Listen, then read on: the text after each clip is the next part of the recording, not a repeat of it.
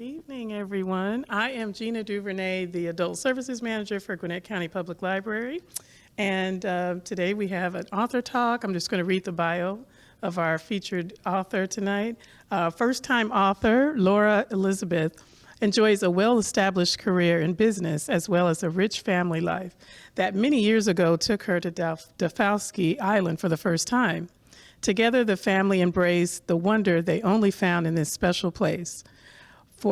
From her years of the family experiences on the island, Laura now imagines Monjin Island as her home for her cozy series, The Island Mysteries. She lives in Atlanta, Georgia, with her husband and 2 children who all still enjoy time together on their island. Yes. I love that. Yeah. All right, thank you so much. We'll give her a round of applause. Aw, thank you. Yeah. Thank you so much. Thank you for inviting me here tonight. I'm thrilled to be with you and excited to share about All Is Now Lost, which is book 1 in the Island Mystery series. That's when people say, book 1, how many books are going to be in the Island Mystery series? And we think that there will be between 5 and 8 books in the series. Book 2 has been written. It is with the publisher. And book 3 has been scoped out. So more is coming, but All Is Now Lost is book 1. So I wanted to tell you a little bit about my journey to writing and tell you about the story, and then I'll be happy to answer any questions that you have about the book or about the writing process. Some people are curious about that. What is it like to be published? Happy to answer your questions, so just let me know what's on your mind. So number one question that I get about the book is, why did you write this story? And so I wanted to really spend a little bit of time talking about that. My family and I went to Dafowski Island in 2007 for the very first time, and it is what we call our YOLO trip. We were not supposed to be there. We were supposed to be someplace else. We were traveling to the Grand Canyon. My children are 6 years apart, and so I had an 8-year-old son and a 14-year-old daughter and 2 dogs, and my husband and I. And we were going to go to the Grand Canyon, and our neighbor was going to watch our 2 dogs. And the younger of the 2 dogs, not children, dogs, was a rescue pup, and a little nervous about being in the kennel, so that's why our neighbors were going to watch her. And the last minute they canceled and had a family emergency, and we felt that if we brought our dogs to the kennel, then to board them, they would think that they were being abandoned, and I didn't want to go on vacation. It was very dramatic. So, but we had promised the children that we would take them on a trip. So we Googled, where could you travel from Richmond, Virginia, which is where we were living at the time, that was pet friendly and a little off the beaten path, because we had just moved from Connecticut to Richmond, and there were some family dynamics where we wanted the opportunity to bond and spend time with the kids, and because they're spaced apart, have things that were mutually interesting to them. So the Melrose Resort, which is on Dafowski Island, was on page 2 of Google, and we thought, I don't know, nobody ever heard of it. We didn't know even how to say it. Like, it's 3 days before we're going to go. Maybe we shouldn't go, maybe we should go, maybe we just went. So we had to travel down Route 95 to get there. And so, in my ignorance is bliss moment, I thought, you put it in at that time, MapQuest, and it said 8 hours. And so Dafowski is a bridgeless island, and you have to take a boat. Hi, welcome. And so we had a ferry time that we would take the ferry, and it was, car accidents, and this one had to go to the bathroom, and the dogs had to go out, and we barely made it to the ferry embarkation. It was not our finest moment. Everyone hated each other, and I'm thinking, if I have to spend 7 days with these people, I'm going to kill them. So, but we got out of the car and they loaded the suitcases. We like barely made the boat, and my son said to me, I feel like we're going to be here again. And I said, well, we will be, because our car is here. Like, we're coming back here, and now get on the boat. And he said, no, I feel like we're going to be here many more times. And I thought, like, that's really interesting. We had never been to this region. Like, we had never been to South Carolina. We had never really seen it, didn't really obviously know anything about it. We took the boat, and at that time, a trolley picked you up from the embarkation on the Defusky side, and we rode down the main road, which really sounds like it's, like a road here, but there's nothing. There's like no sound, there's no cars, there's nothing. And so we're driving down this road, and the palm trees are kind of blowing, and the oaks are kind of blowing, and we pull left into the Melrose Resort. And I felt like, for the very first time, I was home. And I had never experienced that before. I didn't understand it. It just was like everything that I had been searching for. And I had lived in a lot of places, had moved a lot of times. And it's brand new. I had been on the island maybe 15 minutes. And I thought, like, this is incredible. It's all the pieces of what I had been searching for, even things I didn't know I was looking for, clicked into place. And I was in love with this island. And we had a magical vacation. It was the best YOLO thing that I've ever done. And we had a little cottage. The resort was up and going. It was a beautiful golf course and an equestrian center and spot, like all the things in a resort. And we did some of those things, but we really had the time that we were looking for, the family time together with the dogs and the kids, and the beach was empty. You could look both sides and there was no one there. It was just magical. And we loved it so much that we ended up buying property on our first trip there. On the way back, we put in an offer for property, and we were gonna build a house there. So we had our house in Richmond, and this was going to be a second home for us. And it was just, so impulsive and crazy, and we were drawn to it. And I took my job with me from Connecticut to Virginia, so I felt like I could work remotely, and the kids would have this magical kind of summers and childhood, and it was just going to be all these great things. And so we got a builder and worked through the plans, and all the pieces were coming together. It was just amazing. It was like, how lucky am I? And then 8 months later, the resort went bankrupt.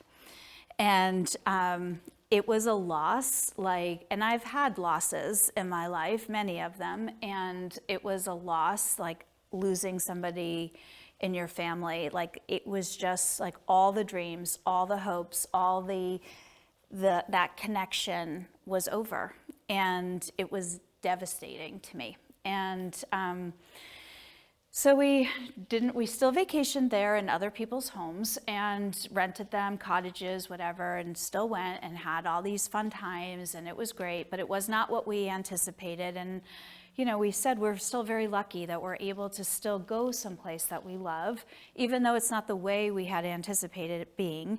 And it was a good lesson for our children to say life very rarely works out the way you think it's going to. We had it all planned out, and then, fate laughed, and now we have no plans. We're just, kind of hanging out. So maybe about 4 years later after that, somebody else bought the resort, and we were like, yay, okay, now the kids are older, one's getting ready to go to college, and the other one's in like middle school, and we're thinking, it's not what we had anticipated, but it's still great. And so we're gonna get the builder again, and we ended up, that person, we said, let's wait and see what ends up happening. that person, a couple years later, he went bankrupt. And he went so bankrupt that he ended up in jail for federal prison for fraud. And so the person who ended up owning the resort was somebody who was its largest creditor. But in the interim, from the second buyer to the person who, what I like to say is, won the resort through bankruptcy proceedings, I had been doing what I call forensic accounting. I dug into this to find out, why is this like this? Like, what is going on here? You hear people talk about the island curse.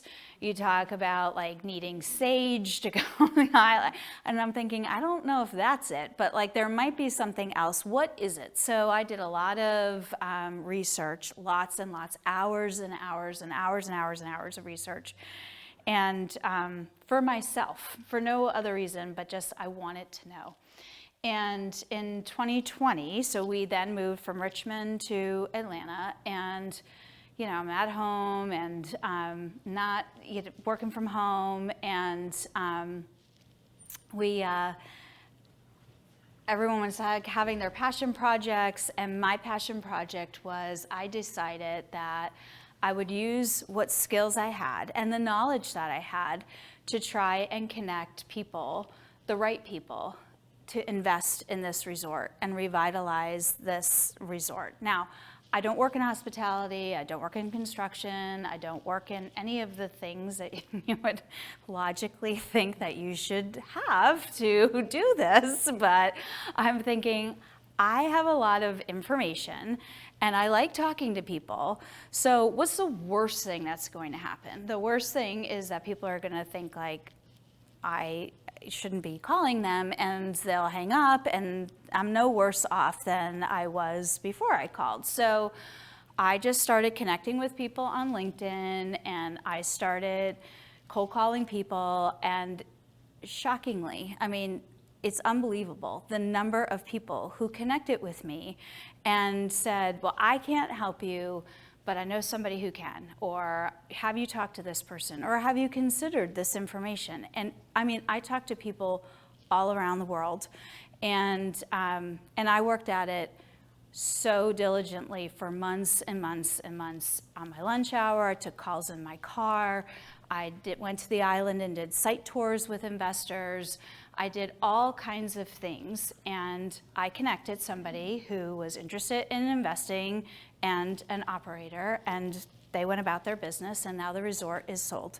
And so as part of all this connecting and talking to people, I reconnected with somebody that my husband and I went to college with many years ago, and he said, what have you guys been up to? Like, it's been decades, what have you been doing? And so I said, oh, we lived here and we worked there, and I did this and my husband did that. And I said, what have you been doing? And he said, well, I just wrote this book. As you know, Laura, I had cancer in my 20s, and that was after he was diagnosed with his first round of cancer. I didn't know, we lost touch with each other. And really, he was in my husband's class, so we just never knew whatever happened. And he said he had gotten cancer again years later, both stage 4 cancers, and he wrote this book on how to survive cancer, how to overcome it, like what he learned from his 2 stage 4 very serious diagnosis. He just wrote this book, and he said, I think your story about doing something because it's your passion project, being called to do something, is a great thing, that you put it out there in the universe just because you want it to, not because you got paid, not because you got anything from it, because I did it anonymously and I did it for free. So a lot of people would say, well, what's your share? Like, do you work for the broker? Are you getting something?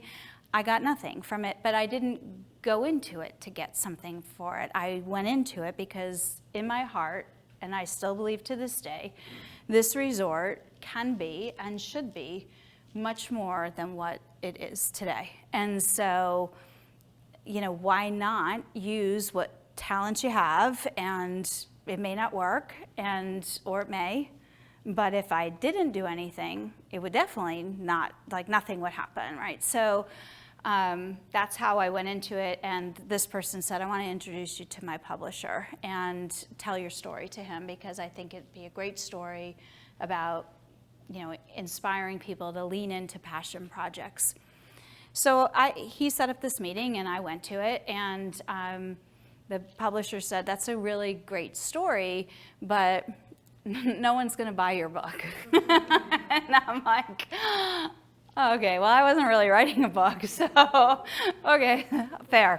So he said, you're not Prince Harry, and you're not an expert, and all of those things are true. So, I mean, I really couldn't argue with him. But he said, you don't have any credentials to be writing a book, a nonfiction book, besides, you just told me your story, that's the book. So he said, if you want to write a story about this island and your love for it, then write in a genre that you read, and we'll see what happens. And I'm not making any promises. It might not, you might not be able to write, so it's up to you whether you want to do it. But if you're going to do it, you have to write a minimum of 50,000 words. And I said, how hard could that be? I mean, 50,000 words didn't really sound like that much. It's hard, and it's a lot of words. So, especially if you have never written anything. So, but all of a sudden I wanted to write a book. I really wanted to write a book. I wanted to tell the story of the island and the things that I find really compelling about it.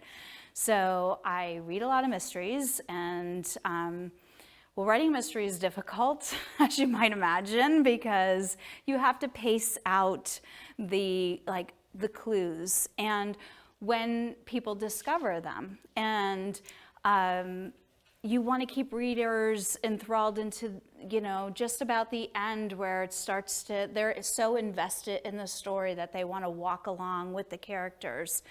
And all of that is true, and those are the kinds of mysteries that I love so much.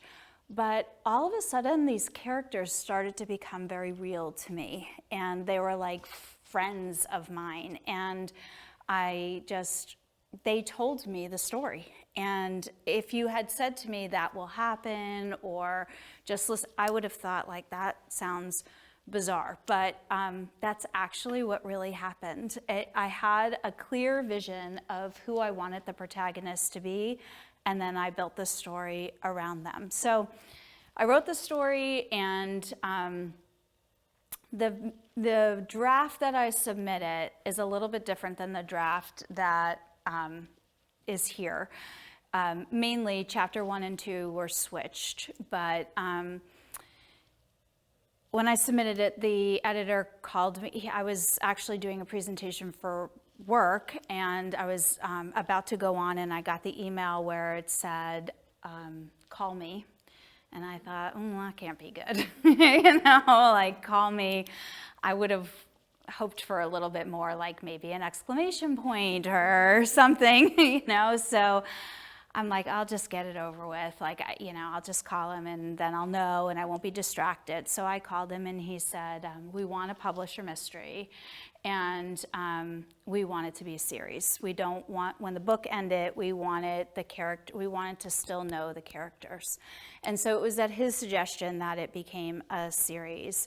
And I had to then go and do this presentation, and the people, they're my colleagues, from work, and they're like, you're really animated about this topic. And I'm like, I have no idea what I just said, but I'm like so excited to be able to tell this story. So then we went through the process of, how do you put together a book? And it was his suggestion to flip the 2 chapters where I started the story with, why is the protagonist on the island? And he wanted to start it with the action of the, introducing the characters, and then tell why she was on the island.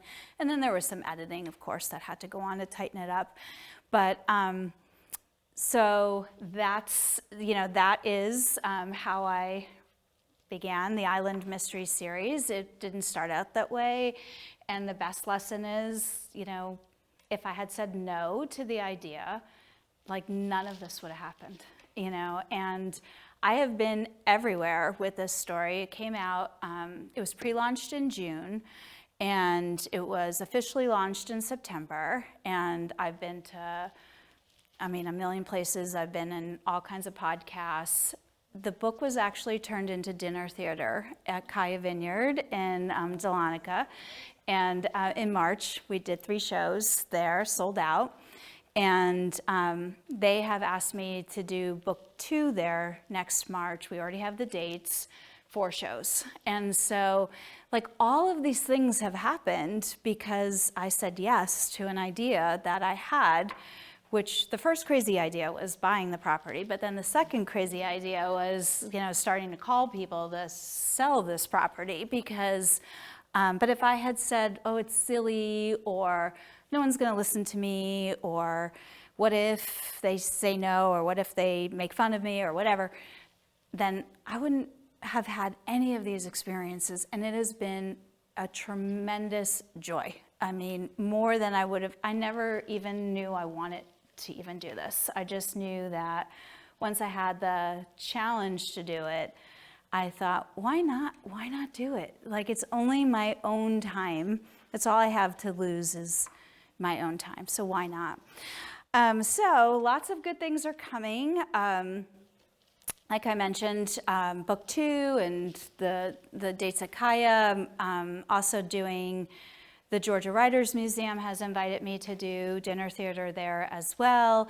Lots of fun things like that. And so those are really good things. I have a website, I have Instagram, Facebook.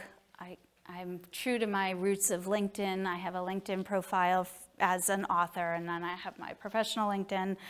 And I just really have enjoyed. I've been to book clubs, which has been really fun. I have book club questions on my website, and all of those things have been really fun. But before I move on to a little bit about the story, does anybody have any questions that they want to ask about that part of what we've talked about? Is book 2 out as well? It is not out. It's with the publisher right now, and he's editing it. So I don't have a date for when it's coming, but it's a story built on, it will be set on the island as well, and the main characters will be the same. And there's a girls' trip that comes to the island on that one. So, Will there be a 3? yes, there'll be a 3. So the publisher has said he wanted between 5 and 8, and I have, 1 is published, 2 is there, 3 is, sketched out but not written. And so we'll see how many more stories the characters want to tell.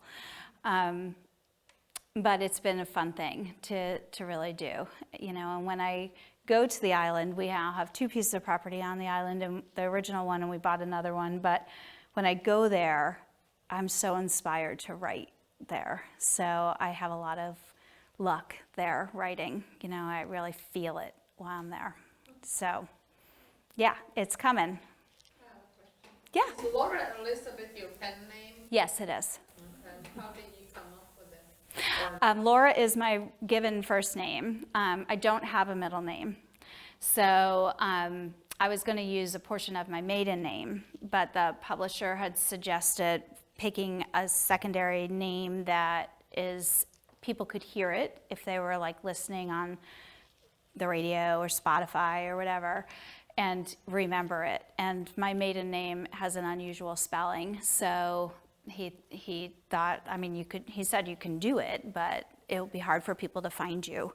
So it's kind of a running joke between my husband and I, because for years he didn't believe that I didn't have a middle name, and and I didn't have monogram, so he named me Laura Elizabeth, and he used to tease my mother oh, that's Laura Elizabeth, and my mother's that's not her name. So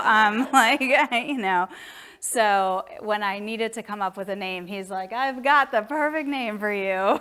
So that's how, it should be more glamorous than that, but it's not. That's what it is. So Yeah, it sticks. Yeah, I have trouble remembering to answer to it. Yeah, so so hasn't all sunk in all the way yet. So, yeah, yeah. Is there a reason why you have that name, or what's the reason? Really just so that people didn't necessarily always find you, because when I was writing it wasn't published and I was on LinkedIn and other sources, I had a couple of weird experiences, especially with, and now everything's set to say that I'm on the island, not in Atlanta, because I had people, like 2 people tried to find who I was. And so I'm thinking like, that's a little bit more drama than I want, for a cozy mystery. So, you're not on brand, so yeah, so that was, I didn't like that it happened, but I'm, in one way, I feel lucky that it happened, because it taught me the lesson before I was too far down the road. Because it made me think about things that I hadn't really been thinking about. I'm pretty open, so, and I realized you can't really be, because not everyone has good intentions. I mean, I knew it, but I didn't experience it until, it happened. My question was just a synopsis of this first. Yeah, so I'll be happy to tell you that. So another common question that I get is, what is a cozy mystery? So, cozy. Oh, cozy. Yes, this is a cozy mystery. And I'm through it now emotionally, but about 6 months ago, I used to get really get my back up, because, but I've moved on. People would say, so like, what's a cozy mystery? Like a mystery in training? And I'm like, I'm gonna stab your eyes out. So I take that for your cozy mystery. I just couldn't believe it. Like, that's so insulting. So that's not what a cozy mystery is. A cozy mystery is where the crime occurs off scene. So you as the reader are not a witness to the blood, the gore, the forensics, all of that. It happens. You know about it, but you're not involved in it in a first-person view of it. Also, a hallmark of cozy mysteries is that an amateur sleuth solves the crime. So you're likely most familiar with Agatha Christie. We talk about Murder, She Wrote, Father Brown. Those are, I know, yes, love. So, yes, please, all. So I love those, types of stories, because it isn't. I also read regular, police procedurals. Like, one of my favorite detectives authors is Elizabeth George. And she's an American author, but all her mysteries are set in England.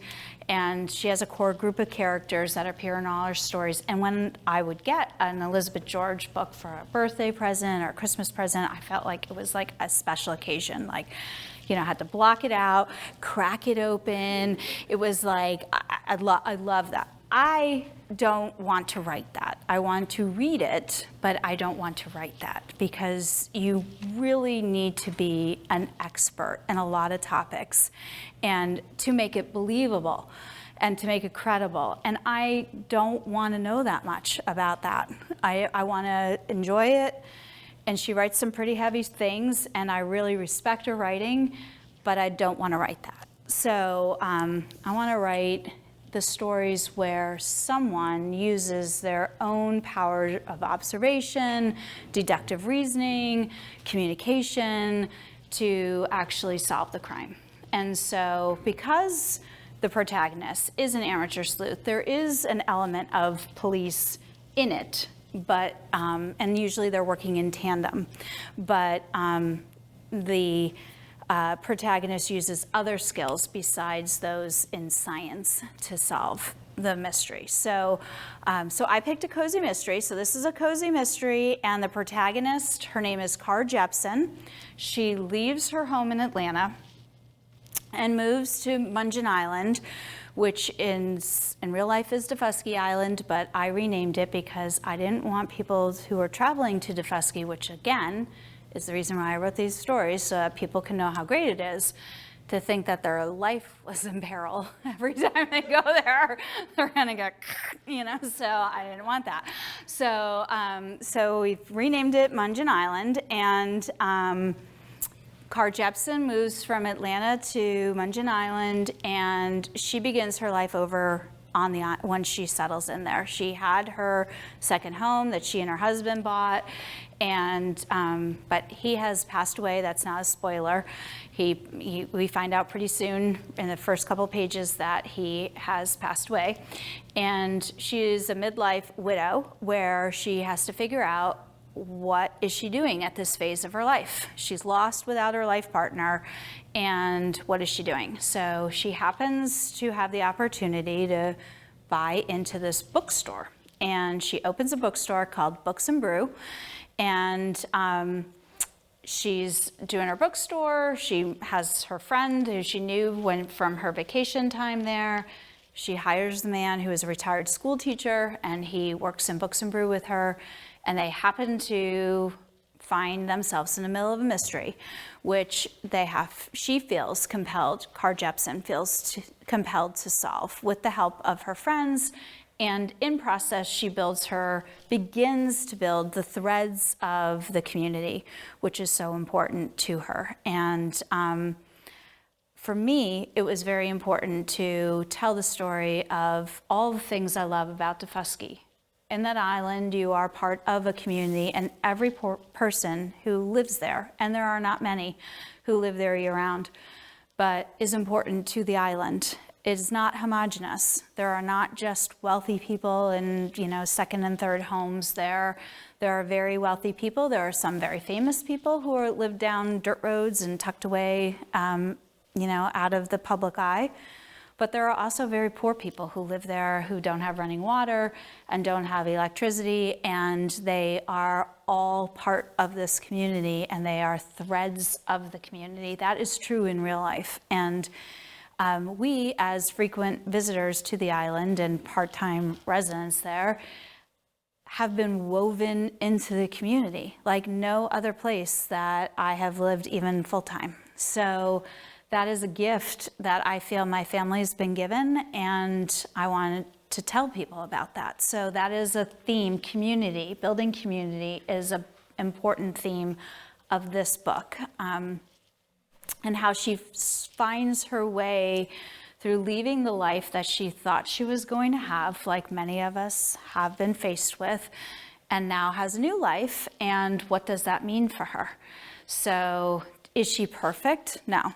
She makes mistakes, she says the wrong thing, she acts impulsively, but her heart is true that she wants good things for the people that she cares for, and she feels the warmth and love and the support of this group of people who are pushing her along to begin her life again. And so consequently, she feels compelled to give back to them. And so Books Brew is a bookstore that I would like to have opened, but so one of the things, my husband and I went to Babson College in Wellesley, Massachusetts. It's known for its entrepreneurial studies program, and so I've always had a bug about opening businesses. I've opened no businesses, but I talk a lot about all the businesses that I would open, especially on the island.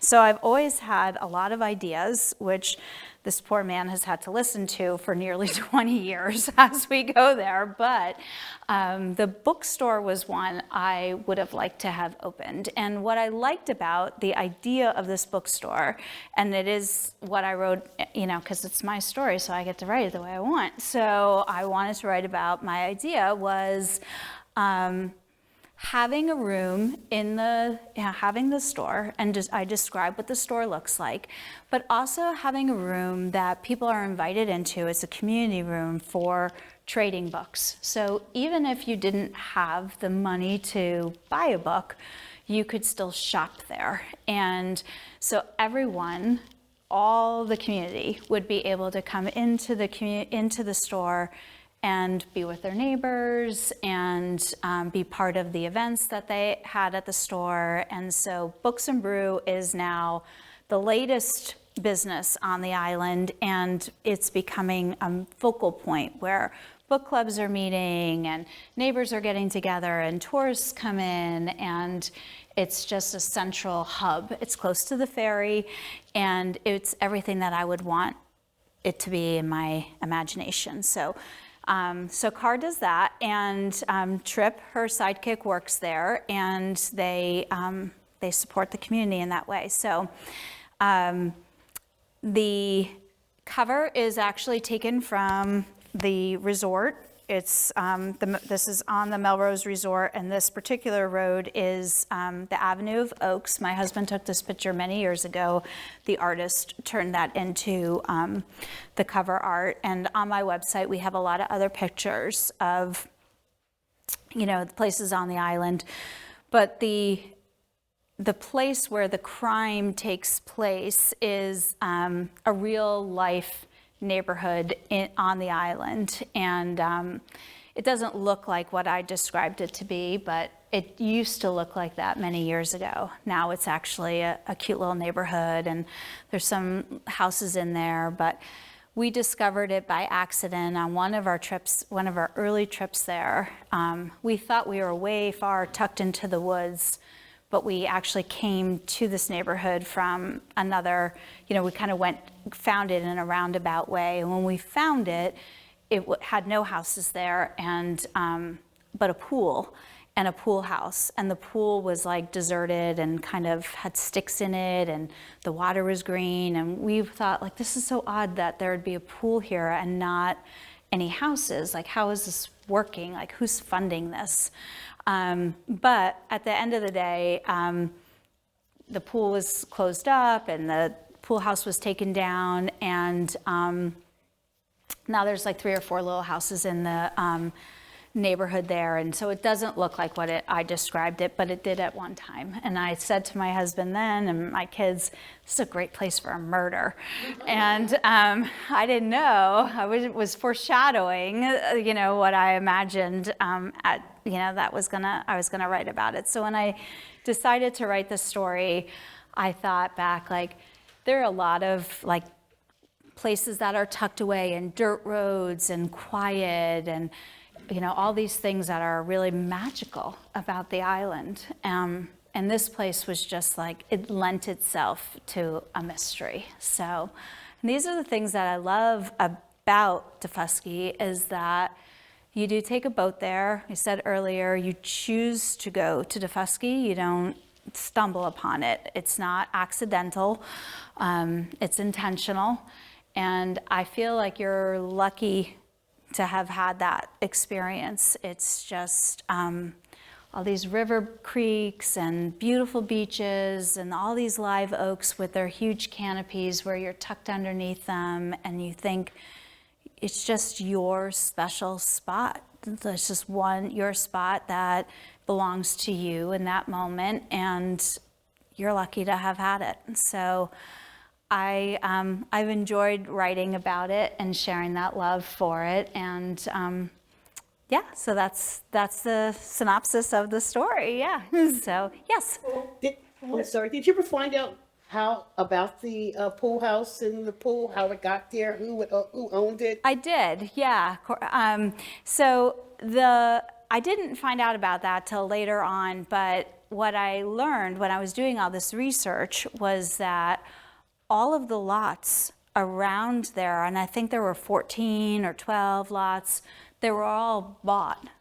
So even though there weren't any houses on, there was one house tucked way far back, but the rest, like if you went there, you really didn't even see it, but they were all owned. And so as part of that, they had HOA dues, and they funded the pool. So they all, as part of their buy-in, paid for amenities, current and future amenities, and the pool was one. And then they had HOA dues that were gonna fund its upkeep, but then people weren't. So they probably stopped paying. But yeah, that was a surprise to me when I found out that all of the lots were actually owned. And that's true many places on the island. If you look around, you don't really see any I mean, there are houses there, but and certain neighborhoods are more built up than others. But there's many places that look like they're completely untouched. But if you go to like the county records, you can see that like a lot of property is owned and everyone's waiting for something. So, yeah, what? So, so good things I think are ahead for the island. It'll always be quirky. It will never be, you know, Myrtle Beach or Hilton Head or any of these other places. These people who live there will fight that all, you know, to their death because they've moved there to not have that. So, and I don't think anybody actually really wants that. It's just, it will always be a throwback in time. You may know Pat Conroy. Pat Conroy taught on Defusky, and he taught in on the elementary school there. He was not a teacher, and so he taught the Gullah children there. And I just did an event 2 weeks ago with one of Pat Conroy's students, Sally Ann Robinson, and I've known Sally Ann for many, many years. So, and she's published many, I think at least 3, maybe 4 books. Talking about her life as a Gullah descendant, and she has cookbooks. She's been on Food Network. I mean, she's just she's had an incredible life story. She's a 6th-generation Gullah descendant, and we had so many laughs when we were at our event, but she was telling me all about, you know, Pat Conroy as she was a little girl, you know, when he was teaching her, but it's just a really neat thing. So a lot of people know Pat Conroy in relation to Defusky. So yeah, so he's there. He was there for a year. He taught at the school for a year, and now the school that Pat taught at is a coffee shop on the island, and they call it School Grounds Coffee. So yeah, so. Yeah, and a lot of, there's a few celebrities, a couple NHL players live there, a couple musicians live there, people you'd know live on the island, and, but you would never, I mean, you see them about, but you would never know them in any, you know, way. They're not star power where they're, you know, seeking attention, so. Thank you. Thank you so much for this. Laura has books for sale if you wanted to purchase a copy, and then she can sign it as well. But thank you so much for coming out. Yeah, thank Appreciate you it. all.